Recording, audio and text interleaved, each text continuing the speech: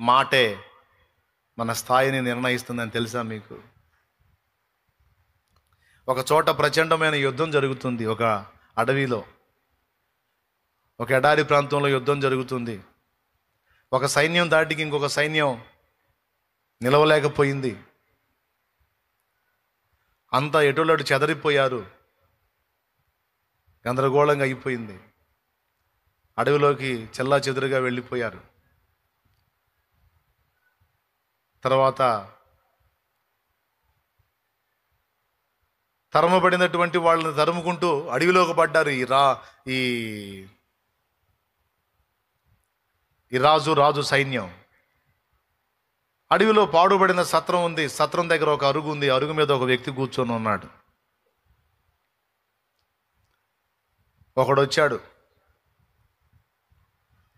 సైనికుడు వచ్చాడు. ఆ అరుగు మీద కూర్చున్న వాడికి 2 కళ్ళు కనపడవు. అంధుడు, గుడ్డివాడు, అస్సలు కనపడవు. సైనికుడు ఒకడు వచ్చాడు.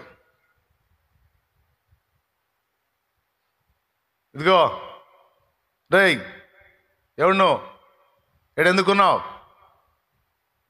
అయ్యా, నేను సత్రం దగ్గర కూర్చున్నాను, కళ్ళు లేని గుడ్డోండి బాబయ్య. ఇటు ఎవరన్నా వచ్చారా? లేదు బాబాయ్, ఎవరు రాలేదు, వెళ్ళిపోయాడు. కాసేపటికి సైన్యాధికారి వచ్చాడు. ఏయ్ ఏయ్ ఏయ్ ఎవరినో,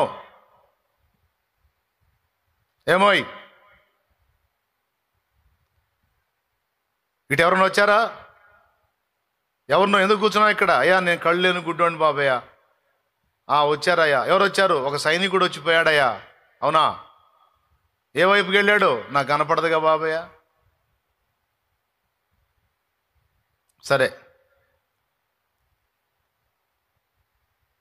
కాసేపటికి మంత్రి వచ్చాడు అక్కడికి.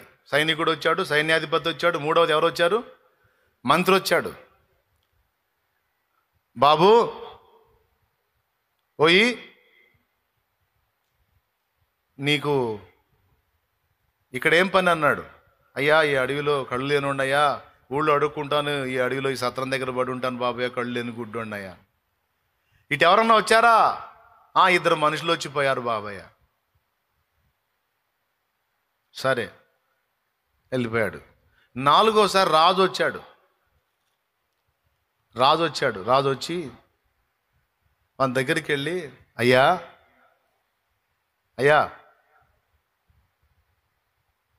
ఎవరు నువ్వు? ఈ అడవిలో ఈ సత్రం దగ్గర ఎలా ఉన్నావు నాయన? ఇంత దీనంగా ఉన్నావు, ఏమిటి నీ పరిస్థితి అన్నాడు. అప్పుడు అతను అన్నాడు, కళ్ళు లేనోడు, మహారాజా, ఊళ్ళో భిక్షాటం చేసుకొని కడుపు నింపుకొని బస చేయటానికి ఈ సత్రంలో వచ్చి అడ్డం పడతాను మహారాజా. పోనీలే నాయన, నీ కళ్ళు అదో రకంగా ఉన్నాయి, ఏమిటి అంటే, నాకు 2 కళ్ళు కనబడవు మహారాజా. అవునా?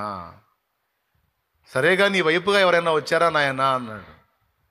మహారాజా, ఒక సైనికుడు వచ్చాడు, సైన్యాధిపతి వచ్చాడు, మంత్రి వచ్చాడు, ఇప్పుడు మీరు వచ్చారా అన్నాడు. నీకేమన్నా అర్థమైందా? ఒక సైనికుడు వచ్చాడు, సైన్యాధిపతి వచ్చాడు, మంత్రి వచ్చాడు, ఇప్పుడు మీరు వచ్చారన్నాడు. అప్పుడు రాజు దగ్గరకు వచ్చి, నాయనా, నీకు 2 కళ్ళు కనబడని కబోదిని అన్నావు కదా, మరి వచ్చినవాడు సైనికుడని, సైన్యాధిపతి అని, మంత్రి అని ఎలా గుర్తుపట్టావు? అప్పుడు వాడు చెప్తున్నాడు, కళ్ళు లేనివాడు, మహారాజా, నోటి మాటలను బట్టి, కళ్ళు లేకపోయినా వినుటను బట్టి, ఆ నోటి మాటలను, వారి నోట నుండి వచ్చిన మాటల్ని బట్టి వారిది ఉచ్చస్థితో నీచస్థితో అంచనా వేయగలిగాను మహారాజా అన్నాడట. మొట్టమొదట వచ్చిన వాడు సైనికుడని ఎలా గుర్తుపట్టానో తెలుసా? అరే ఎవడ్రా నువ్వు అన్నాడు.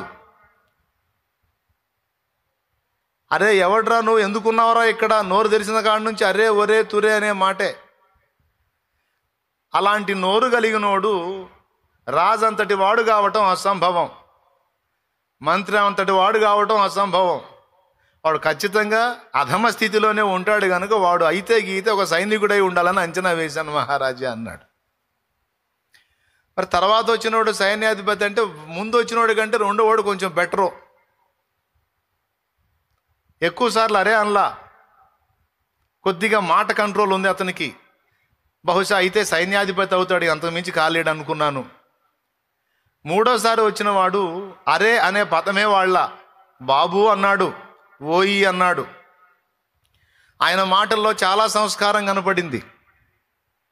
బాబు అన్నాడు, ఓయి అన్నాడు తప్ప అరే ఒరే తురే అనే పదం వాడలా. ఇంతటి సంస్కారవంతుడు, నాలుకను ఇంత బాగా అదుపు చేసుకోగలిగినటువంటి శక్తి ఉన్నవాడు మంత్రి కాక మరెవడవుతాడు అని గ్రహించా.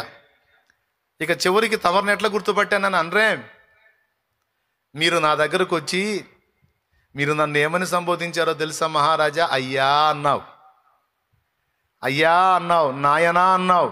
అది తండ్రి మనసు. మహారాజు మాత్రమే పిల్లల్ని అయ్యా నాయనా అనే సంబోధన చేస్తాడు. ఇంత మంచి నాలుక కలిగిన వాడు, ఇంత సాత్వికమైన నాలుక కలిగిన వాడు అధముడై ఉండుట అసంభవం. అతడు ఖచ్చితంగా గొప్పవాడై ఉండాలి.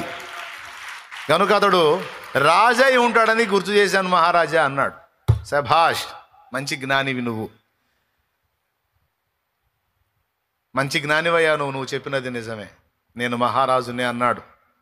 తర్వాత ఆ ముగ్గురిని కూడా కనుగొన్నాడు. నిజంగా ఆ ముగ్గురిని అడిగాడు, ఏమిరా మీరు వెళ్ళారా అక్కడికి అంటే, అవును నేను వెళ్ళానని సైనికుడు చెప్పాడు, నేను వెళ్ళానని సైన్యాధిపతి చెప్పాడు, నేను వెళ్ళానని సత్రం దగ్గర ఉన్న గుడ్డివాడిని ఎవరు పలకరించారని ఎంక్వైరీ చేస్తే నలుగురు వాళ్లే. అంటే వాని అంచనా కరెక్టు. ఇప్పుడు చెప్పండి, వాని నోటి మాటలను బట్టి వాడిది నీచ స్థితో ఉచ్చ స్థితో అయిపోలా, అర్థమైపోలా. అంటే ఆ గుడ్డివాడి యొక్క లెక్క ఏమిటంటే, నోరు అదుపులో పెట్టుకున్నవాడు నీచ స్థితిలో ఉండటం అసంభవం.